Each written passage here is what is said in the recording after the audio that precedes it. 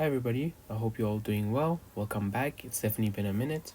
A few of you have reached out and asked me to look at the senior motions that happened this last weekend at Gauteng Provincials September edition 2025.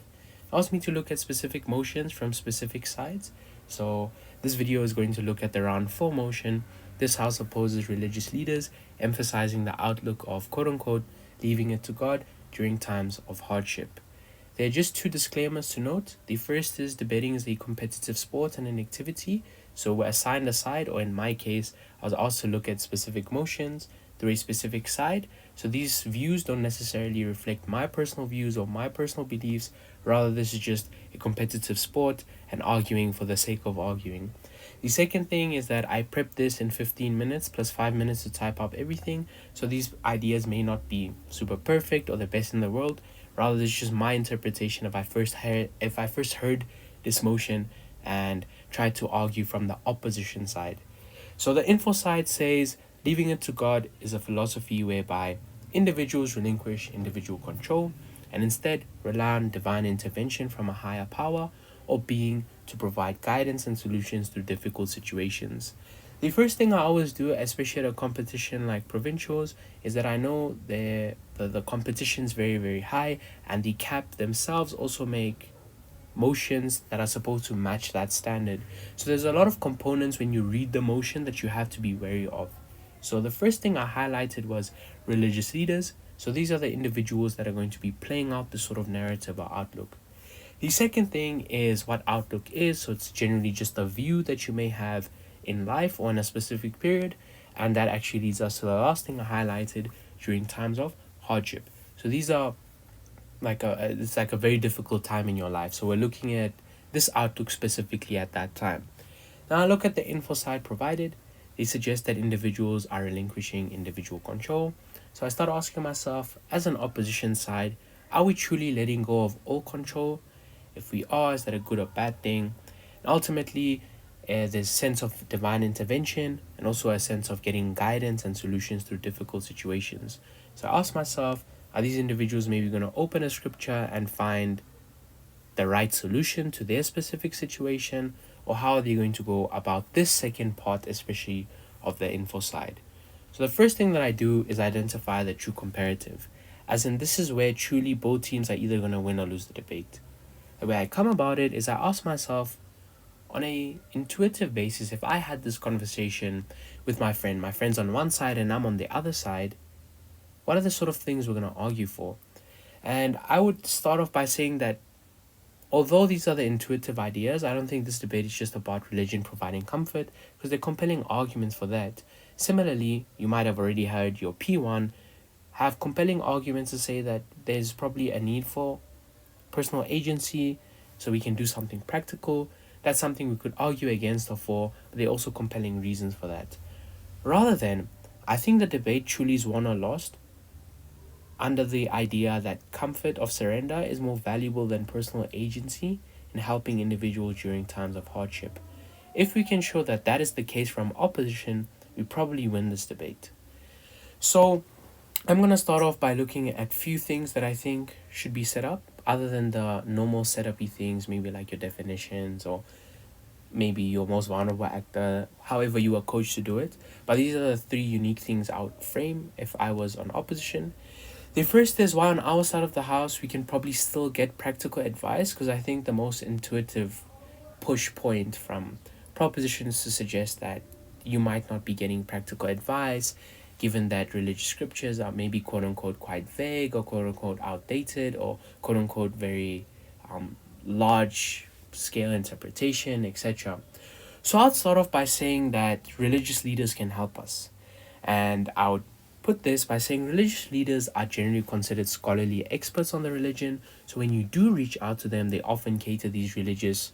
However, I remember when I was judging a proposition team, they described it as vague and outdated interpretations to your situation. So for example, maybe if you lost your job or you're going through a divorce, you can still get practical advice whilst also hearing commandments and using religious principles. Now, like any other characterization, you could see from an opposition, it's still smart to say that quote unquote divine intervention can still come through physical entities, so like religious leaders in this case. Now, we need to prove this characterization, we can't just assert it. The base premise for that, I would say, is many religions consider their religious leaders as resembling the likeness of God. So that is why they could be considered as, sending through a message from God.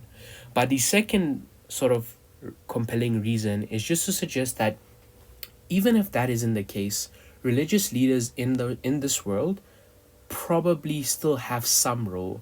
The role that they do have is that if you have some sort of divine intervention, let's say something happened in your life, those are often hard to interpret. Maybe you had a YouTube recommendation or something that came up on your For You page, or let's say you turned on the news and then you saw something that was so like similar to your situation or resembled your situation. So it's really hard for people to make out something from that. So they're going to reach out likely to their religious leader in terms of whatever they've noticed or witnessed and seek advice. The third one is just that there's a trend where religious teachings, and this is helping the first reason, and that suggests that religious teachings don't touch on current matters directly. Religious leaders often help interpret. So let's say you were opening, let's say, the Quran or the Bible, and you're like, I'm looking for maybe in this religious scripture something that can give me some sort of hope, or I'm waiting for a divine intervention. But it's really hard to make whatever you're reading, so you're probably going to reach out to these religious leaders anyways for some help in interpretation. Ultimately, to suggest that if proposition do agree with this characterization, that religious leaders aren't just going to tell you a quote, right? They're going to give you actual advice. And that just suggests that religious leaders are actual people with actual lives and actual experiences themselves. So they are going to help you after, they've given you some religious principles or commandments. So I think a good example for this is, let's say you had an issue with your neighbor and they did something, you're already in hardship and you got really pissed at your neighbor and you want to make a big thing about it because they did something to your garden. Let's say they did something to your garden, and you go to a religious leader and they say something maybe from the Quran about a religious story about, respecting your neighbors even if they did something wrong. I think in the Bible they say that you should love your neighbor as yourself. I think that's what they do say in the Bible. I'm Muslim, so I'm sorry if I'm wrong there, but I think that's what is said. So maybe you hear that, and then after that, the religious leader would say something along the lines of, I also went through something like this, so maybe you should follow these steps. Or they tell you something that the Quran said about divorce, and they tell you about their actual experience, who they've reached out to for help, etc. So basically, the impact of this characterization is just to show that when you are in a tough situation, you won't just be in a state of stagnancy or just sitting around where, or even if you reach out for advice, it's not going to be like, don't worry, God's just going to save your marriage. This is a real world, and there's going to be real life advice that can help you. The second thing is looking at the extreme case, because I think there is many places, and proposition probably gave compelling reasons to say that some people in extreme instances are not going to do anything. They could say that, these religious leaders are very influential. In tough times, people are going to be persuaded by their rhetoric, etc. So there is a place to a conversation to be had that these instances do happen sometimes. But I would note two things.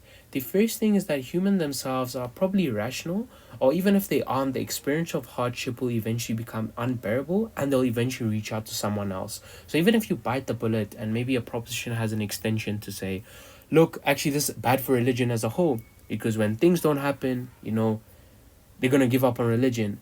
But I think you do bite that bullet to say that is maybe a marginal case. And even if that was the case, whether they leave or not, that experience of hardship would not keep them there forever. So that just mitigates the impact of complete stagnancy. The second thing is just that people are probably going to take some action, because people don't just sit around or wish for illogical things. It goes to that example where I think everybody's aware that you can't just randomly ask for R1 million, $1 million from a higher power and expect to get it immediately. I think people are aware of that. Maybe you tried it when you were like 5 years old and you realized it didn't happen. So that's that. The last thing I'll definitely reframe is just to show that maybe the debate is to show that the emphasis is to be around motivating people or having some sort of comfort. So even if you do take the hard line and you ignore the first two things that I frame out, and you say we actually have complete surrendering, complete relinquishing of control, you're doing absolutely nothing, then just showing that maybe the debate should be around some sense of comfort, whether you're on prop or op, and maybe we're just talking about religion itself, is something you can talk about for a few reasons. Just saying that hardship is likely when you're in a state of wanting to try or unable to try, so that apathy analysis, and you can give some psychology analysis to show why we just need comfort during those times more than actual getting out of a rut, especially in the initial stages. Therefore, you might need some sort of push or to get that sort of personal agency back. You can also claim this too because people aren't in complete hardship forever. People need some sort of sign so they can act out, right? And proposition may have already touched on this a little bit. So these are things I would set up. Now, I would push three arguments in helping the true comparative that we've set out. The first thing I would push is why we motivate individuals to act toward getting out of this hardship. I guess the strategy here is to say that actually, instead of only starting off by dealing with the true comparative, let's flip what opposition proposition's impact is. They say that something along the lines of if you have personal agency, you're gonna do practical stuff. And this is just like a sort of best case scenario that you truly accept what proposition's saying. Here's why we're better on their metric, whatever they said the true comparative was. So here you'd say the problem with agency, where quote unquote, you can fix the situation yourself in times of hardship. You'd say the problem with that is that there's a state of a rut. You're stuck in this place, right? Because people feel that their world is crumbling, everything you've tried isn't working. So you're likely going to collapse into apathy. That's the implication that we're trying to say that happens on proposition side. There are a few reasons for this. The first is that consecutive failure crisis where people are constantly acting and they're constantly failing. This could be their hardship is maybe structural poverty or a sort of illness, etc. Secondly, they probably are going to have internalized self-blame because when you say, okay, I have everything to do with this, there's no higher power that has any sort of say in this, you're going to start falling into the things of I'm weak or I didn't try hard enough. Ultimately, this can also lead to shame, silence, and disengagement where people aren't going to ask for help. I think this is very important to put it early on to say that on proposition side, if they have something against religion or religious leaders or maybe going through God himself, then they're probably going to argue that, okay, go to a friend, a trusted adult, or go to a therapist, etc. Just showing that when people are in hardship, they feel this sense of shame and embarrassment to reach out for help. So, there's also like that analysis you can give, this stigma around looking like you aren't living the perfect life, etc. People aren't going to. I'll touch on in a moment why you would probably go to a religious leader, but like, this is just to say other people, you are probably going to be stuck in this implication that I've put out, where in a state of self-acceptance, stagnation, isolation, feeling like a failure, actually not doing anything. So what this is showing that the same problems that proposition are going to argue towards opposition, probably they themselves have these same problems. So this is where your comparatives become important. So then I would say, okay, how then does our outlook of leaving it to God actually help us be better than the prop side? I would say that it doesn't remove action, it just restores the emotional equilibrium that's been harmed because when you're in a hardship, you're really sad, things are not going your way, etc. So action can become possible again on our side. How would I do this? The first way is that I would say, given that you're religious, these are the main actors we're talking about in the motion, we can assume some sort of buy into this narrative. You probably listen to religious stuff to feel a sense of empowerment, like you aren't alone, the higher power's next to you, there's a sense of spiritual belonging. And like, even if you don't agree with the religious leader thing, I think it's much easier to talk to a higher power, since you won't feel judged because you can't see God or hear God. Maybe you can feel him, but it's much easier to talk to a higher power that you can't see or hear, so you aren't going to feel judged. This suggests that this is like very important because the issue of hardship is your emotional equilibrium has been harmed. So feeling like you're being heard by someone or a higher power is something that's gonna help you restore that emotional equilibrium to I guess, not feel apathy anymore. Because remember, like if you do physics or something, or like chemistry, when you're in the equilibrium, the middle point, we're saying that when you're in apathy, you are like to the left, you feel nothing. So we want to get back to the middle. And just showing that you can get back to the middle through just speaking to a higher power and waiting for divine intervention is something that will help you get back those feelings of, motivation, etc.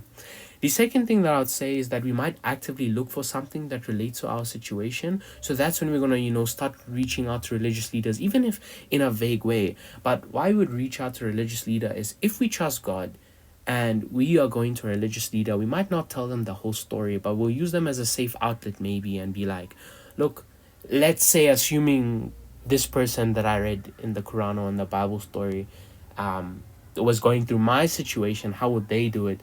Those kind of, real life storytelling can help you analyze this. But ultimately you could also just say there's like a lawyer bias. So we as humans look for things we want, like we have an idea of what we want to look, so we're actively looking for that specific thing. So we might interpret things that push us forward in a way that maybe you saw something on your TikTok for you page and you interpret it the way you want to interpret it, the way you want to hear a message, and this will get you back to your emotional equilibrium.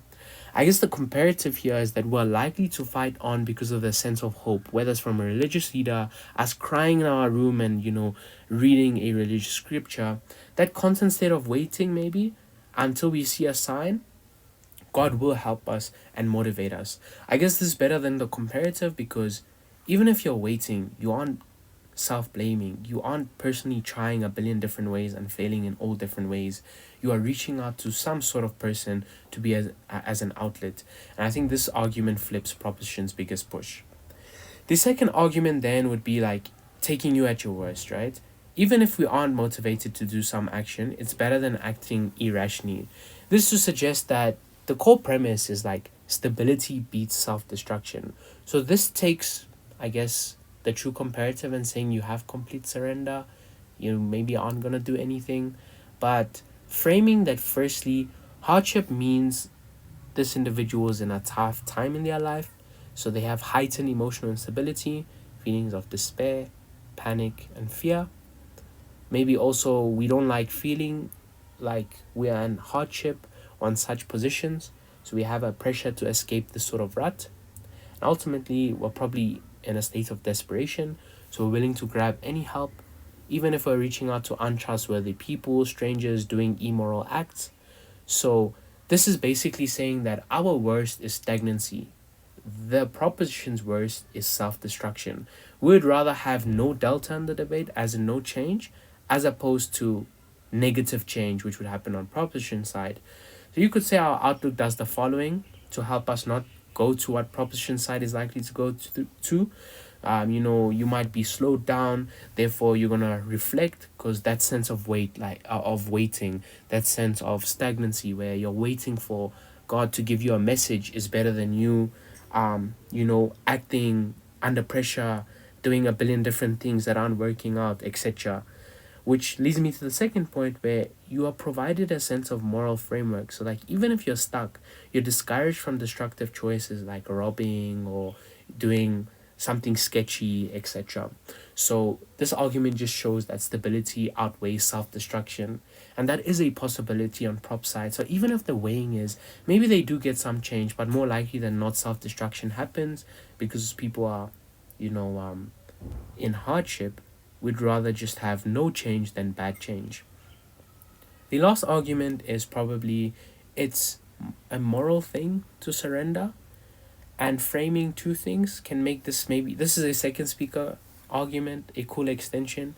If you can frame the two things where firstly religious people believe in the afterlife, and secondly that the afterlife probably exists because absence of evidence is not evidence of absence. So the mere fact that it can exist is something we don't want to rob people of. And how are people going to be robbed of this?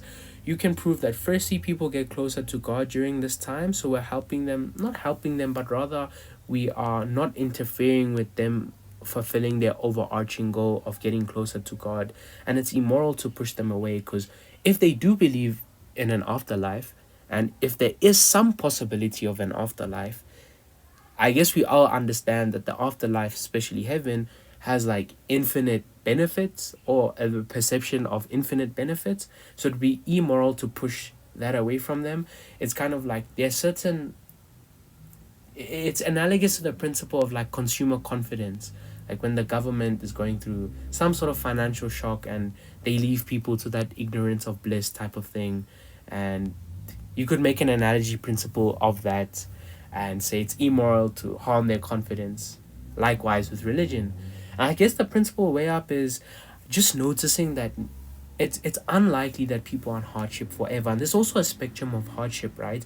It's not that you're in extreme state of hardship. Maybe you're just going through a temporary tough period. So in that small period, and because on either side people are religious, just having that sense of those people just getting closer to God is something that is a benefit. And we think that we shouldn't rob people of that, even if it means that they're going through a slower process at the end of the debate of getting outside of that hardship. It's not necessarily the worst thing ever, and it's actually a good thing because they're getting closer to God and the infinite benefits of an afterlife. But I think there's more of an abstract argument. I guess in WSS, like world school style, second speaker extensions can be like that. So yeah, I hope this helped, and I'll do a few more videos on the other motions.